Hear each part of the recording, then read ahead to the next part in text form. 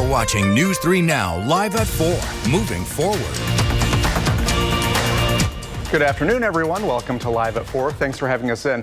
Whew, it's another nice day out there today, but we do have some concerns about rain and possible isolated storms tomorrow. Chief First Warn Meteorologist Alex Harrington is here now. And of course, tomorrow is the first Concerts on the Square of the season. It always shakes out this way, doesn't it? Yes, there's always seemed to be something we got to keep an eye out for with that first Concerts on the Square. And it begins tonight with scattered showers and thunderstorms developing mainly north and west of Madison. But as we progress through the evening and head towards 6 o'clock in the morning, widespread showers and a couple isolated thunderstorms stretching across much of southern Wisconsin. A bit more on the humid side as we roll into Wednesday morning. That's that little oomph and that little bit of energy for scattered showers and storms that carry on through Wednesday morning, with many areas picking up at least some rainfall Wednesday morning. But this is what happens. We eye up in the afternoon, stretching from the Dells to Mineral Point, 3, 4, 5 o'clock. More scattered thunderstorms developing along a cold front. They move to the east by the time we get to 5:30, 6 o'clock. That's just an hour before the start of Concerts on the Square. We do have isolated to scattered thunderstorms in southern Wisconsin. Some of those storms could be on the strong side. We're not expecting widespread severe weather, but isolated severe storms cannot be ruled out. So we're going to be right on the fence as we move through the afternoon and into the early evening hours for the potential for storms that could impact Concerts on the Square. Those showers and thunderstorms right now, where are they? They're all the way up in Minneapolis, but they'll slowly work their way down the interstate tonight. As we plan our evening, we'll do temperatures in the 70s, and then we'll end up later in the evening with clouds filling on in with temperatures right around 70 when you join us for our 10 o'clock newscast. In case you just missed it, we will roll back through Futurecast one more time when I come back to talk about those severe risks from 2 p.m. to 10 p.m. Wednesday afternoon and evening. Thanks, Alex. Well, this is the big news today after weeks of speculation. The Bucks have traded Giannis Antetokounmpo and Bobby Portis Jr. ESPN reports both players are headed to the Miami Heat. Giannis has been with the Bucks for 13 years. He's won 2 MVP awards, and in 2021 he was credited with taking the Bucks to their first NBA championship since 1971. Portis has been with the Bucks since 2020, giving the pair 6 years together. We will have a closer look at this story later on Live at 4. Can you imagine if it would have been 1920, 2020? Developing overnight, the Madison School Board has approved a $613 million budget for the next school year. The spending plan includes an average 5.3% pay increase for teachers and a $40.6 million property tax levy increase. For the average Madison homeowner, that means the school portion of the property tax bill will rise about $312. District leaders say the budget invests in staff and students, but warned more state funding will be needed to avoid any future tax increases. The debate over cell phones in Madison schools is now settled. The district has approved a new policy that prohibits students from using personal cell phones during class time and passing periods. High school students will still be allowed to use their phones during lunch. The new rule replaces the district's previous bell-to-bell policy, which allowed students to use their devices during passing periods and lunch. Individual schools will determine how phones are stored during the school day. Los Angeles School District is doing it, and they have a variety of ways that they're doing it. It is ridiculous to say that we cannot implement policy like this. The policy includes exceptions for students with ADA accommodations, health-related needs, and emergency situations. The new rules take effect at the start of the next school year. In Janesville, the City Council is moving forward with a plan to create guardrails for any data center proposals made to the city. News 3 Now's Maggie Degnan joins us now with what those guardrails will include. Maggie.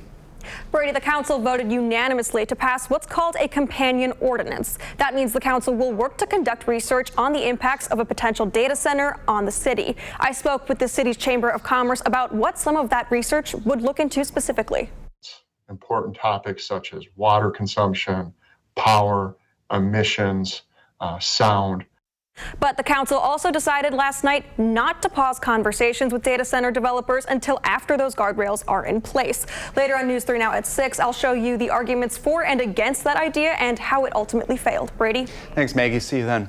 Well, 2 people are dead after a head-on crash in the town of Primrose. The 2-vehicle crash happened on Sunday evening on State Highway 92 at Spring Rose Road, just southeast of Mount Vernon. Deputies found one of the vehicles on fire. The second vehicle had severe damage with the driver trapped inside. Both drivers were pronounced dead at the scene. Their names have not yet been released. A preliminary investigation found one vehicle crossed the center line and collided head-on with the other vehicle. The man charged in connection to a deadly stabbing outside of Monkey Shine's Bar and Grill has pleaded guilty. 39-year-old Rodney Golden is charged with first-degree intentional homicide for the May 6th incident in Fitchburg last year. Last July, a not guilty plea was entered on Golden's behalf. According to a criminal complaint, Golden and another person got into a heated argument at the bar prior to the stabbing. During the fight, Golden was allegedly holding a knife and seen swinging his arm at the other person. A sentencing hearing is set for September 9th. A 32-year-old Chicago woman is in the Columbia County Jail after a French bulldog was found dead wrapped in a blanket in a Portage Walmart parking lot earlier this month. A Good Samaritan took the animal to the Portage Veterinary Clinic, where staff did try to save it, but they were not successful. Madison police and the Dane County Sheriff's Office were able to track down the 32-year-old woman. She was arrested on suspicion of mistreatment of an animal, resulting in death and abandonment of an animal. In Columbia County, a Galesville man is facing charges after investigators say he fatally shot a dog there. Deputies responded on May 20th to the town of Otsego after a passerby reported suspicious activity near a vehicle. Investigators say they found a dog dead in the woods with a gunshot wound to the head. Detectives say 45-year-old Timothy Westvick, a convicted felon, was identified as a suspect, and they say they found 2 guns during a search of his camper. Westvick is charged with 2 counts of felon in possession of a gun. In a week, state money to preserve and acquire Wisconsin trails and parks will run dry. Political reporter and For the Record host Ellie LaLiberte joins us now. So Ellie, what happened to the Knowles-Nelson Stewardship Program? Well, Brady, the Knowles-Nelson Stewardship Program is a matching grant program that has allowed for conservation efforts across the state for nearly 40 years. But this past spring, lawmakers in Madison failed to fund it. Now, the Stewardship Program really does 2 things. First, it provides funding for municipalities and nonprofits to purchase land. Second, it provides grants to build all the stuff we need to enjoy the outdoors. Think of things like shelters, bathrooms, and boat launches. For the Southern Bird Alliance of Wisconsin, the money has allowed the program to purchase 540 of the 730 acres at the Goose Pond Sanctuary in Columbia County. Land's expensive no matter what year you bought it in. It's always expensive, and without that funding, we wouldn't be able to have as much land as we do have and protect land in other places. I always like to say this is where nature lives. And the state, in providing us with something like the Knowles-Nelson Stewardship Fund, gives us opportunities to come out and experience things. Now, conservation advocates tell me they're looking to the next elections this fall for the future of the program. But Brady, in the meantime, you could see this aging infrastructure go without being repaired. And there was another effort to save the program, right? But that failed too. Yeah, exactly. The deal to spend some of Wisconsin's surplus did originally include, or at some point include, funding for the Knowles-Nelson Stewardship Program. We heard that from the governor about 2 weeks ago. But as you said, it wasn't in that deal, and ultimately that deal did fail. All right. Thank you, Ellie. Thanks. Well, people living along Lake Monona near Olbrich Park and Holy Bay are asking for the county to help get rid of some of the smell left behind by algae mats. One homeowner believes the Dane County's aquatic weed harvesting program is contributing to the problem. She says weed debris often drifts to their side of the lake, where it breaks down and adds to the buildup along the shore.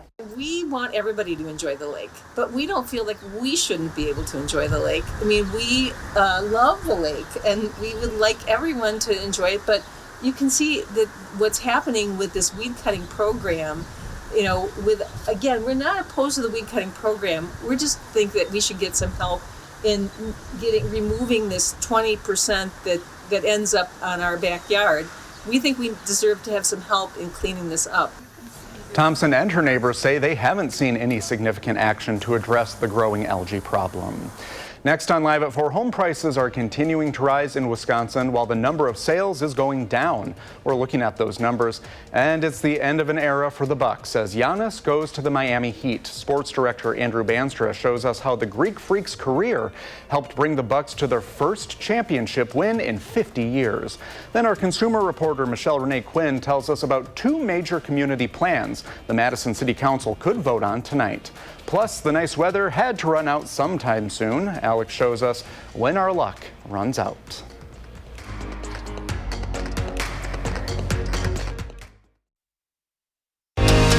You're watching News 3 Now, live at 4, moving forward. In the 608, it is the final stretch for voting in this year's Best of Madison. Josh Sprider visited with our partners at Madison Magazine for an update. Voting ends at the end of this month, so now's your chance to have your voice heard about what makes the Best of Madison. I caught up with the Madison Magazine head editor to learn just how much of an impact you at home can have in the community. What are places worth visiting, or places worth going to, or places worth working out, places worth hiring here in Madison? And so your voice is shown in Madison Magazine, maybe in like the most direct way possible throughout our editorial year. All this month, Madison Magazine is looking for your final votes in its 45th annual Best of Madison Readers Poll. There are 158 categories across 6 sections for 2026. Last year, more than 35,000 people cast nearly 300,000 votes to help decide those winners. They will be revealed in a special Best of Madison October edition of Madison Magazine. Going to a place that has won year to year and you see all of their plaques lined up in their restaurant and they put them all front and center, I think it's a really like a point of pride for people who win. Head editor Emma Waldinger says a streamlined platform for voting this year is making the voting process much easier as well. Remember, you can only vote once per category this round, so vote wisely. You have until the end of the month to do so. Madison Magazine is part of our parent company, Morgan Murphy Media. To vote for your favorites right now, just go to channel3000.com. In the 608, I'm Josh Sprider, News 3 Now. Thank you, Josh. And you can watch Josh every weekday morning and noon right here on News 3 Now. Well, another thing that makes Madison great is the Concerts on the Square series, which starts tomorrow. But Alex, of course, we are looking at some potential rain that could throw off some plans. It certainly could. We're going to be right on a very, very fine schedule as we go into Wednesday. That's going to either make or break the potential for getting the concert in on Wednesday. But as you all folks know, there's always that Thursday backup. And I've got good news about Thursday here. Wednesday, though, for outdoor activities, on and off scattered showers and thunderstorms throughout the day. And some of those storms could be on the strong side, particularly as we get into the afternoon and going into the evening hours. Let's break this all down here. The severe risk, 2 p.m. to 10 p.m. We can't rule out some gusty winds, some large hail. The tornado threat is not zero. A brief spin up cannot be ruled out, but I don't think at this point in time that will be the main mode if we get a couple of stronger storms during the afternoon. It all hinges on, do we get some clearing out time? And we do get some clearing out time. Let me explain. Midnight, 1 o'clock in the morning, a few showers and thunderstorms coming down from the Minneapolis area. More widespread as we head towards 6 o'clock in the morning, stretching from the Wisconsin River Valley clear across Madison and I-94. Those showers continue to be widespread with a couple of embedded, what I would call the garden variety thunderstorms, some lightning, maybe some small hail, but not expecting severe weather out of this round of showers and storms. Then as we head towards noon, notice north and west of Madison, a break. That break is always key to additional thunderstorm development that could occur in the afternoon along a cold front, and boom, there we go. 3 o'clock in the afternoon, stretching from the Dells down to Dodgeville, Lone Rock, Mineral Point, a couple of scattered thunderstorms popping up. They reach the Madison area right around 4 or 5 o'clock down to Monroe, and then they're off to the south and towards the east. Still, though, close enough to the Madison area that still can pose a lightning risk as we head from 5:30 towards 6 o'clock, even though the primary storms will be off towards the south and east. And then that ends the storm threat once we get into the mid to late evening hours in southern Wisconsin. So we'll be keeping a very close eye on what our Futurecast models help us figure out with that break that impacts the storm threat in the afternoon, and of course radar 3000. All of southern Wisconsin, the Storm Prediction Center has an outlook for isolated severe thunderstorms as we roll into the afternoon hours of Wednesday. Some places could pick up an inch of water, an inch of rain. That would be good. There is still abnormally dry to moderate drought conditions across much of southern Wisconsin. But tonight, we can't forget about tonight. Lows around 61, highs in the mid to upper 70s, and that will hinge on how much dry time we get on Wednesday, which will also, of course, impact the storm potential as we head towards Wednesday afternoon and evening. Again, 2 to 10 p.m. we could be looking at a strong storm or two. Looking out to the future, hot and humid conditions and on and off storm chances building in as we head out into early next week. Brady, we could be looking at heat index values. That's the feels like factor to your body over 100 degrees as we head out towards Monday, Tuesday, even going on into Wednesday. And the likelihood of that warm pattern sticking around going on into July is looking very, very high for a good part of the country. So get ready for summer-like temperatures and sizzling humidity. That's on the way to southern Wisconsin and much of the country. Thanks, Alex. Coming up on Live at 4, a new development in the case of missing Nancy Guthrie. What investigators say a second note says about the mother of Today Show host Savannah Guthrie. Then details are still being hammered out between the U.S. and Iran for a peace deal. We'll show you where those negotiations stand. A group of parents in Janesville is trying to keep the doors open at a previously flooded school.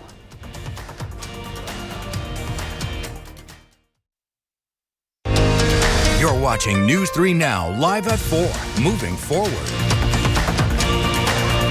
Let's take a look at the numbers on Wall Street today. Red across the board. The Dow is down 45. The Nasdaq is down 579. The S&P 500 lost 107. Iran's chief negotiator for talks with the U.S. said the Strait of Hormuz will never return to pre-war conditions. Both sides say the strait is open now while long-term negotiations continue. Natalie Brand has more details from the White House. President Trump arrived in Pennsylvania and touted progress in the Strait of Hormuz. Yesterday we had 19 barrels of oil, 19 million barrels of oil come off. The president is also denying Iran's claims that there are no scheduled inspections of Iranian nuclear facilities. They're wrong. They know they're wrong. They told us inside, and we have it down 100% inspections. And if they were right, I'd cancel the meetings right now. Iran is disputing the president's statement that unfrozen Iranian assets will be used to exclusively purchase American products. Iran is the only country who decides what to do with those assets. The ongoing fighting between Israel and Iran-backed Hezbollah in Lebanon is also complicating the larger negotiations. Israel says it struck targets in the southern region today, saying it killed 2 Hezbollah fighters. If they are going to violate the MOU in any format, including by attacking Lebanon and Hezbollah in Lebanon, then Iran will respond. Israeli Prime Minister Benjamin Netanyahu says his forces will remain in southern Lebanon for as long as needed.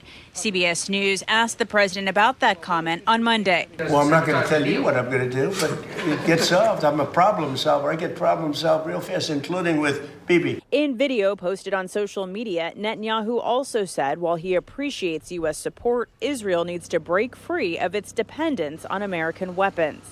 Natalie Brand, CBS News, the White House. In developing news within the past hour, the U.S. Senate has voted to halt the Iran war. This follows after the House voted to end it earlier this month. And there are new revelations about the abduction of Nancy Guthrie. Law enforcement sources say a note sent to media outlets says Guthrie had died after her kidnapping. Authorities say the note came after an earlier ransom demand for millions of dollars for her safe return. Investigators report a second message claimed the kidnappers did not intend to harm Guthrie, but said she died shortly after being taken from her home near Tucson, Arizona. Guthrie, the mother of Today Show host Savannah Guthrie, has been missing for 20 weeks. The U.S. Senate has passed a sweeping housing affordability bill, the largest housing reform package in decades. The bipartisan measure, known as the 21st Century Road to Housing Act, comes after months of negotiations between lawmakers in both parties. The bill aims to increase the nation's housing supply, reduce costs for buyers and renters, and limit large institutional investors from buying additional single-family homes. The legislation now heads to the House, where leaders have expressed support for the plan. President Trump has indicated he would sign the bill if it reaches his desk. Happening tonight, the Madison Common Council is set to vote on a couple of plans that could change some neighborhoods. Consumer reporter Michelle Renee Quinn shows us. Today, the Madison Common Council is set to vote on the Southwest and Southeast Madison area plans. Now, the city says the recommendations in the plan are based on both the citywide policies and community feedback. One influence, guiding changes to private sector development and improving infrastructure. Let's first take a closer look at the area covered by the Southwest Plan. It covers areas south of the Beltline, including parts of Raymond Road and McKee Road. Some of the highlights of the plan include more access and connections to Elver Park. That includes a shared use path extension to Hammersley Road, and the plan includes more opportunities for mixed-use development in key busy areas. Officials also say they're looking to improve pedestrian and bike safety across the area, but specifically on Schroeder and Raymond Roads. Part of that includes evaluating street lighting for visibility. Now to the Southeast Plan. This covers the areas east of Lake Monona down to Lake Wabisa. Now, it highlights include the potential redevelopment of the former American Family East Regional Building into 41 acres of mixed housing types. There's also potential to redevelop the Walgreens and Old National Bank site as mixed use. The city would look at adding missing sidewalks near Flom Road, as well as improving safety at major pedestrian and bike crossings on Cottage Grove Road and Milwaukee Street. You can find more information about either of these plans on the City of Madison's website. That council is set to meet tonight at 6:30 p.m. Thank you, Michelle Renee, and we will update you with the results tonight on News 3 Now at 10. As the nation approaches its 250th birthday, this year the United States Mint is launching a series of redesigns for everyday coins. New dimes, quarters, and half dollars will carry dual dates, 1776 to 2026, honoring 250 years of American independence. The Mint says it's one of the most significant waves of design changes in its history. Among the standout changes, a new Roosevelt dime featuring a portrait of Liberty inspired by coins from the 1790s and the early 1800s. A look Americans haven't seen in modern pocket change. Even if you go back 100 years, the United States Mint has never done as many design changes as what we are seeing right now. And we're doing this obviously to celebrate and commemorate and to memorialize such a significant occasion. These are one-year type coins struck only this year at mints in Philadelphia, Denver, San Francisco, and West Point.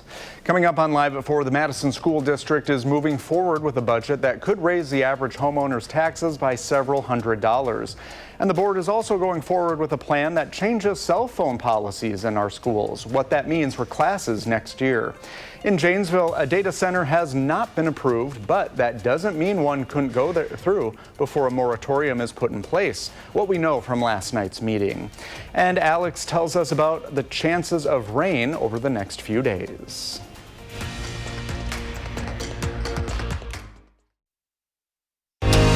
You're watching News 3 Now, live at 4, moving forward. Good afternoon, everyone. Welcome to Live at 4. Thanks for joining us today. Let's take a look out at what's going on outside. There is a view from the Olbrich Park. We are looking at the Capitol, a beautiful view. I think I can see someone sitting out there reading.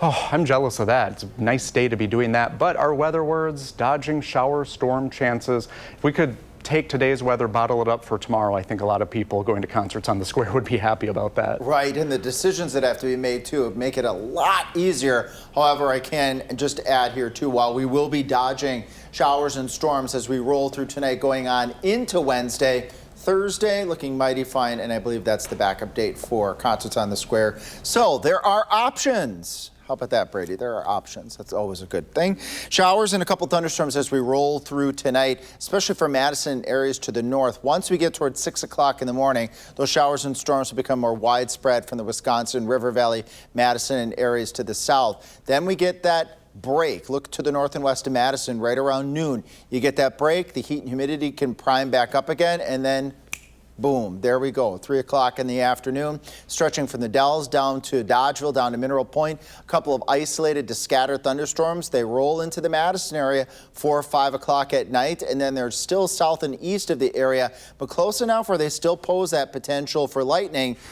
You can be 30 miles away from a parent thunderstorm, from the thunderstorm itself, and lightning can still touch the ground that far away from an actual thunderstorm. So we're really going to be on the fence tomorrow as we roll through that important time frame. At 7 o'clock, of course, is that all important hour for concerts on the square. Now, when I come back in just a little bit, we're going to talk about, will those thunderstorms pose a threat for some stronger weather, meaning large hail and damaging winds? We'll talk about the severe risks when I come back. See you then. Thanks, Alex.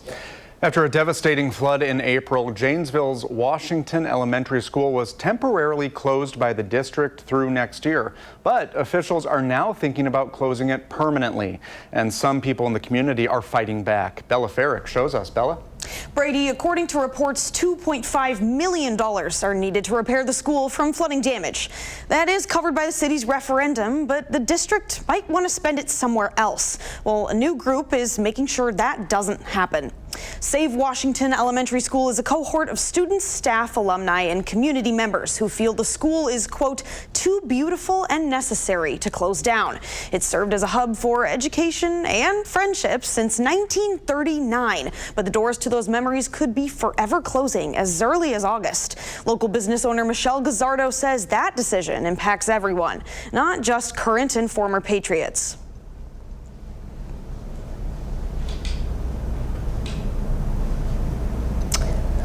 So what's their game plan? Well, group members are trying to think like the district. One alumni said, quote, "It is a numbers game. We need to show financially it makes sense. If statistics and money don't add up, the school district won't move to save the school." The Janesville School District will need to make a decision by July. We'll find out then if Washington Elementary will stand, and we'll update you here on the air and on channel3000.com. Plus, I'll have even more on the story in just a bit at 5. Bella, thank you. The Madison School Board has approved a $613 million budget for the next school year. The spending plan includes an average 5.3% pay increase for teachers and a little more than $40 million property tax levy increase. For the average Madison homeowner, that means the school portion of the property tax bill will rise about $312. District leaders say the budget invests in staff and students, but warned more state funding will be needed to avoid any future tax increases. A major change to students in the Madison School District when it comes to cell phones and other wireless devices. News 3 Now's Sarah Carlson is here with that story. Sarah. Hi, Brady. While the new policy says it provides exceptions for emergencies, students will still be expected to store their cell phones all day, including between classes. It will be up to the principal of each school to determine then where exactly phones will be stored. The board made this decision last night, and it will begin next school year. Students in kindergarten through 8th grade will have to keep devices turned off and stored all day. That includes during lunch, recess, and passing periods. High school students will have to keep devices off and stored during classes, assemblies, field trips, scheduled labs, and passing time, but they can have them during lunch. Now, this policy applies to smartphones, watches, earbuds, and other devices. So it's a lot of different things there. And Brady, while countless parents and teachers, a lot of people want students to be focused on class and off of their phones, in general, this poses some questions about the definition of emergencies. Right. And that's something that we'll have to be looking into, and it will be made clear the policies include exceptions for emergencies, healthcare needs, students with special needs, and teacher authorized use. But what is the definition of an emergency? Again, we'll have to figure that out. We'll get some more clarification from the district in the days and weeks to come. Yeah, it's a complicated issue, I imagine. A lot to talk about. Yeah. Exactly. Yeah, big decision, and we've got a lot to dig down into. All right. Thank you, Sarah. Well, in Janesville, the City Council is moving forward with a plan to create guardrails for any data center proposals made to the city. The council voted unanimously to pass what's called a companion ordinance. So that means the council will work to conduct research on the impacts of a potential data center in the city. The council also decided last night not to pause conversations with data center developers until after those guardrails are in place. A Galesville man is facing charges after investigators say he shot a dog to death in Columbia County. Deputies responded on May 20th to the town of Otsego after someone reported suspicious activity near a vehicle. Investigators say they found a dead dog in the woods with a gunshot wound to the head. Detectives say 45-year-old Timothy Westvick is a convicted felon and was identified as a suspect, and investigators found 2 guns in his camper. Westvick is charged with 2 counts of felon in possession of a gun. Also in Columbia County, a 32-year-old Chicago woman is in the Columbia County Jail after someone found a dead French bulldog wrapped in a blanket in the parking lot of a Portage Walmart earlier this month. A Good Samaritan took the animal to a veterinary clinic where staff tried to save it, but they were not successful. Madison Police and the Dane County Sheriff's Office were able to track down the 32-year-old woman. They arrested her on suspicion of mistreatment of an animal resulting in death and abandonment of an animal. After weeks of speculation, the Bucks have traded Giannis Antetokounmpo and Bobby Portis Jr. ESPN reports both players are headed to the Miami Heat. Giannis has been with the Bucks for 13 years, and he's won 2 MVP awards. In 2021, he was credited with taking the Bucks to their first NBA championship since 1971. Portis has been with the Bucks since 2020, giving the pair 6 years together. All right, now fans in Wisconsin are reacting to this blockbuster trade. Tanisha Shaw talked with fans across Madison about the big sports news. Tanisha, I bet there are a lot of feelings with the fans. How are they doing? Yes, Brady, myself included, I'll be honest. There's a lot of mixed feelings from fans here in Madison. And one thing that everyone can agree on is that Giannis left a mark on the Bucks franchise. The Greek Freak and Bobby Portis are exchanging winter coats for flip-flops after being traded to the Miami Heat. The trade happened late last night, and since the Heat will get Giannis and Bobby, the Bucks will get 3 picks and 4 players from the Heat, including Wisconsin native Tyler Hero. Now, fans across the capital city have mixed reaction. Excuse me, guys. You can see I'm really caught up by this news. They have mixed reactions, but they can agree on one thing, that this might benefit the Bucks in the long run. I was shocked. I really thought he was going to Boston. But hey, it can't be the weather out there, you know? Giannis has been thinking about trading for a while, and the Bucks just haven't had a great season in the past couple of years, especially in the playoffs. I think Giannis just need a change of pace, need to get out of Milwaukee. And I also reached out to our viewers on Facebook, and I asked them how they felt about the trade. Now, people said they were sad and hurt, and someone even told me that they had to call off work. I'll have more reaction from our viewers tonight at 6. Oh, sometimes you just need a day off after news like this. I need today off, Brady. I need it off. I'm here for you, don't worry. All right, thank you, Tanisha. Well, next on Live at 4, a new effort to destroy ballots from the 2020 election in Milwaukee. Why one official is saying enough is enough. And sports director Andrew Banstra looks back on that remarkable run that transformed an unknown 18-year-old into the greatest Bucks player of all time. Then Madison is gearing up for the start of the season for concerts on the square, if the weather cooperates, of course. Alex will show us our rain chances.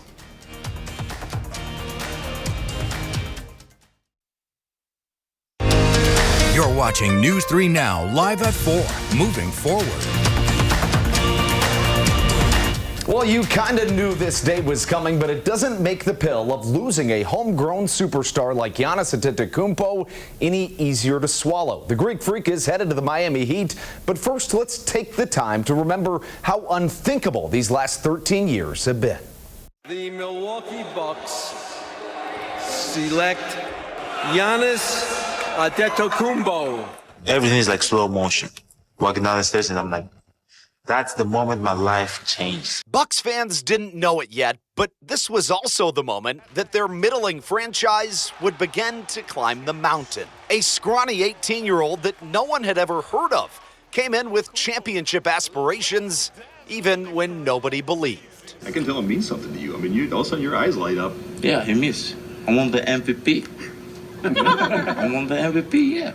That same scrawny kid added 2 inches and 50 pounds of muscle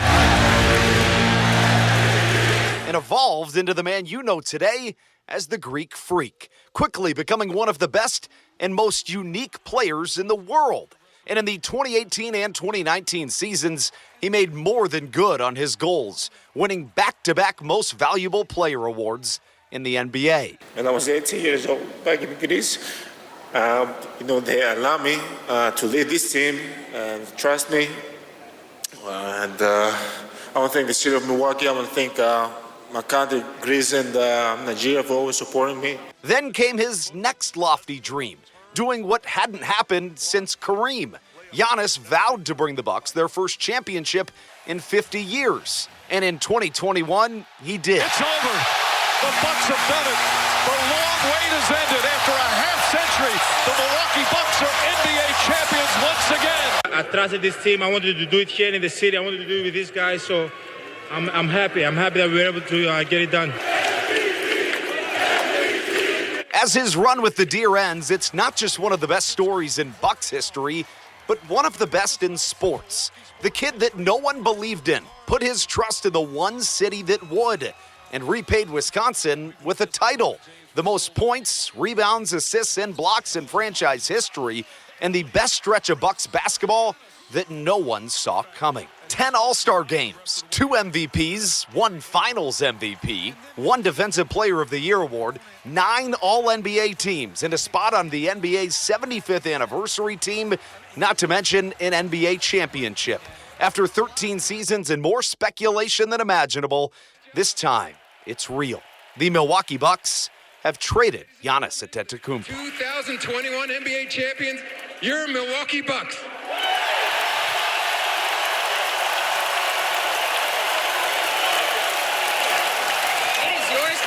What a run. And if you are a fan and you need a little pick-me-up, it is a beautiful day to get outside today. Go for a walk, clear your mind. But we are looking at some rain in the forecast, Alex. We sure are. Let's start with Futurecast and go through this very, very slowly here, as there are plenty of activities going on tomorrow, particularly concerts on the square. So let's keep that in mind. That starts at 7 o'clock, but there's all this prep that happens before that big time when the music begins at 7 o'clock. So 10 o'clock tonight, though, we'll put this into motion. Scattered showers, couple isolated thunderstorms, mainly north and west of Madison. Not expecting severe weather as we roll through tonight, going on into 6 o'clock in the morning. Some thunderstorms in southwest Wisconsin, stretching from Boscoville to Lone Rock. Those thunderstorms roll across the rest of the WISC viewing area. Madison, Monroe, over towards Jefferson as we roll towards 9 o'clock in the morning. Even still some scattered showers and thunderstorms behind that line. As we press towards noon, still a few showers from Madison areas to the south and east, but north and west towards Lone Rock, the Dells, Boscoville, we're clearing out. That sunshine, any breaks that we get allows the atmosphere to heat back up, and then boom, there you go. 3 o'clock in the afternoon along the cold front stretching from the Dells into southwest Wisconsin. More scattered thunderstorms popping up, reaching the Madison area as we get towards approximately 4 o'clock, 5 o'clock in the afternoon, give or take an hour or so. Weather models are pinpointing. The main thing here is that another line of storms will roll through, let's say 2, 3 o'clock in the afternoon through at least the 7, 8 o'clock time frame as we head towards 5, 6 o'clock. Those thunderstorms trying to push south and east of the Madison area, but still dangerously close where we still could be looking at that potential for some lightning. Now, as we get past that 7, 8, 9, 10 o'clock time frame Wednesday night, that ends the thunderstorm threat, and Thursday is looking like a beautiful day. We also have that risk for a couple of isolated strong to severe thunderstorms. 2 to 10 p.m. is the time frame. Gusty winds and hail are the primary threats, but we cannot rule out the potential for a brief spin-up tornado. Any area that you see here in green, that stretches from Camp Douglas to Viroqua to Lone Rock to Platteville to Monroe to Janesville to Madison to Watertown. It's all of southern Wisconsin. It stands the chance for an isolated strong to severe thunderstorm Wednesday afternoon and evening. Some heavy rainfall is possible as well, particularly where that band overnight going into Wednesday morning sets up. Some places picking up perhaps an inch of rainfall. Temperatures in the 60s as we start off Thursday. Did I just say Thursday? I just said Thursday, didn't I? So we start off Wednesday. 70s as we go into Wednesday for high temperatures. I guess I'm trying to fast forward this week very quickly, aren't I, Brady? We'll keep a close eye on that potential for scattered thunderstorm activity throughout the afternoon, as it will bear big impacts on concerts on the square. But I promise you, Thursday, that's that backup rain date. That's Thursday, 75 and sunny. How about that? Listen, I'm always for getting closer to the weekend, so that's quite all right. Thanks, Alex. Yep.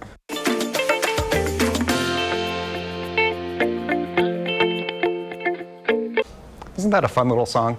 As families continue to head to pools, lakes, and rivers across the region, a Madison area physician is urging parents to make water safety a priority. This week's Time for Kids, a recipe for health tip, is make a splash safely. SSM Health urgent care physician Dr. Christopher Harkins says never let children swim alone. He says drowning risk exists even at pools with lifeguards on duty.